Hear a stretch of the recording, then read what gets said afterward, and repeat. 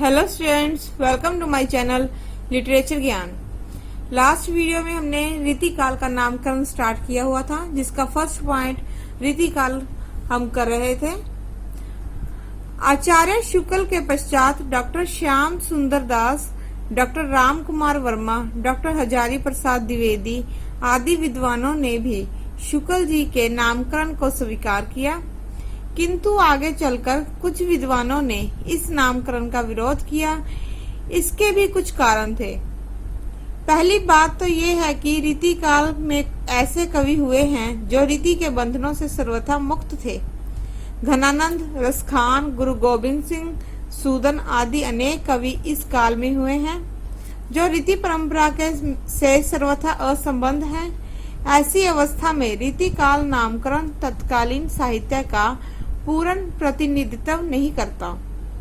दूसरे रीति काव्य ग्रंथों को शुद्ध रीति ग्रंथ कैसे कहा जा सकता है, क्योंकि उसमें शास्त्रीय प्रतिपादन का सर्वथा अभाव है। स्वयं शुक्ल जी भी नामकरण में दृढ़ दिखाई नहीं देते, तभी तो उन्होंने लिखा है कि वास्तव में श्रृंगार और वीर इन्हीं दो रसों की कविताएं इस काल में हुई हैं। प्रधानता श्रृंगार की ही रही। इससे इस काल को रस के विचार से कोई श्रृंगार काल कहे तो कह सकता है। अन्य कालों के नामकरण में शुक्ल जी ने इस प्रकार का कोई भी सुझाव नहीं दिया है। दूसरा है श्रृंगार काल। पंडित विश्वनाथ प्रसाद ने इसे श्रृंगार काल का नाम दिया है।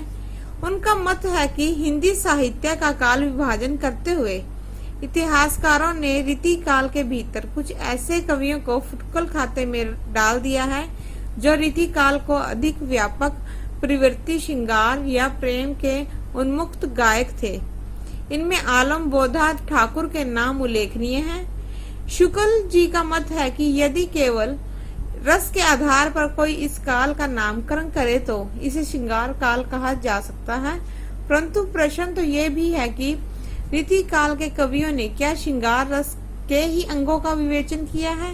यदि समस्त रीतिकालीन साहित्य को इस दृष्टि से परखा जाए तो श्रृंगार की प्रधानता को सर्वत्र है, लेकिन स्वतंत्र रूप से नहीं, सर्वत्र रीति पर आश्रित है।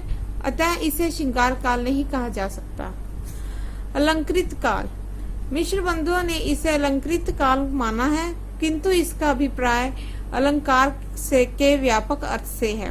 इन्होंने मिश्र बंधु विनोद में इसे इस प्रकार स्पष्ट किया है कि इस प्रणाली के साथ रीति ग्रंथों का भी प्रचार बढ़ा और आचार्य तत्व की भी वृद्धि हुई। आचार्य लोग स्वयं कविता करने की रीति सिखलाते थे, मानो वह संसार से यूं कहते हो कि अमुक अमुक विषयों के वर्णन में अमुक प्रकार के कथन उपयोगी हैं और अमुक अनुपयोगी हैं। धन्यवाद।